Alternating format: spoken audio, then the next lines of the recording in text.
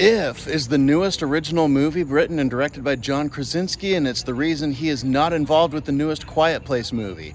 Welcome back to Movie Health Community, the internet's #1 source of health warnings at the movies. We'll talk about if it's good or not in a minute, but first let's talk about if it is safe for photosensitive audiences. The answer is... yeah. If is completely safe for photosensitive audiences. The only thing remotely resembling a strobe effect in the entire movie happens on a train moving at high speeds, and it goes by some things that cast shadows that may create a tiny bit of a strobe effect. That scene does not last long. That scene is very predictable. If there is a strobe in it, it's very mild. For flashing lights, we are giving If a 1 out of 10. This is a movie you can feel safe going to see in theaters. In terms of camera motion, the opening sequence of the movie, so the first few minutes, are filmed with only handheld cameras, and it's very amateur handheld cameras, so there is quite a bit of shaking. This is probably the first 4 minutes of the movie-ish that are filmed with this. All the rest of the camera work is really smooth, but there are a few disorienting camera angles throughout, and none of them last very long. Then in terms of mental health, the biggest warning I have is that early in the movie, a character does die of a terminal illness.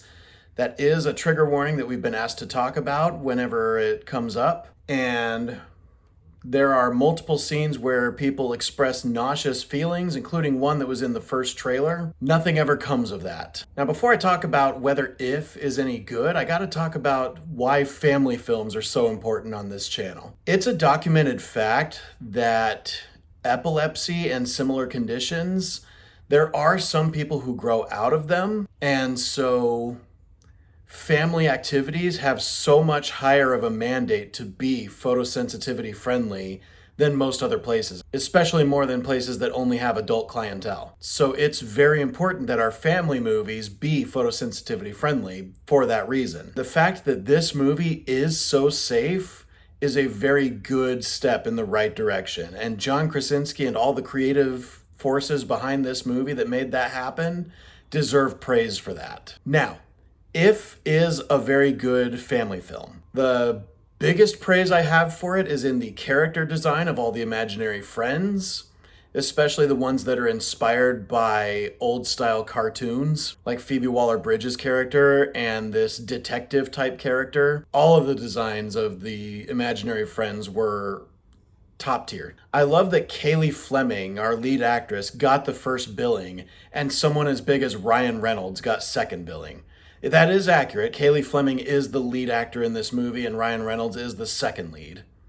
Very much in that second place thing. The fact that this is an original movie alone means that this movie deserves your support. That being said, I did have some problems with this movie. One of my big problems is the exposition felt a little sloppy, and the exposition took up about 2/3 of the whole movie. The part where the movie really started getting really good was probably about 2/3 or 3/4 of the way through the entire thing. You'll know that stuff is about to get really good when some characters begin to glow. There are some just really touching scenes once that starts to happen. There was an Easter egg in this movie that I thought was setting up a big twist, but it turned out it was just an Easter egg. It has to do with the name of Ryan Reynolds' character. This movie is weakest when it's dealing with exposition and strongest when we're really starting to dive into the possibilities of the connections between all of these characters.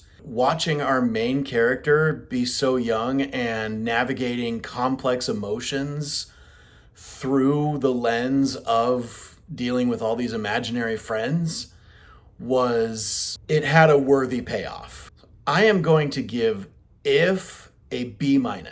Be sure to stick around for the credits of this movie because there was a really cute joke in the cast section of the end credits, and then at the end of the credits there was a nice tribute to the late actor Louis Gossett Jr., who played a pretty central emotional role in this movie. Thank you so much to our readers on Tumblr and Facebook, and as always, an extra special thanks to our patrons over on our Patreon page whose names are scrolling on the screen like credits right now. As a reminder, nothing produced by Movie Health Community is medical advice, nor has any of it ever been reviewed by any medical professionals. Be sure to leave a like on this video, hit that subscribe button, hit the bell icon if you want to be notified when we post new videos, and leave a comment if you have anything to add to this discourse, especially if you disagree with anything I've said. We love hearing from you.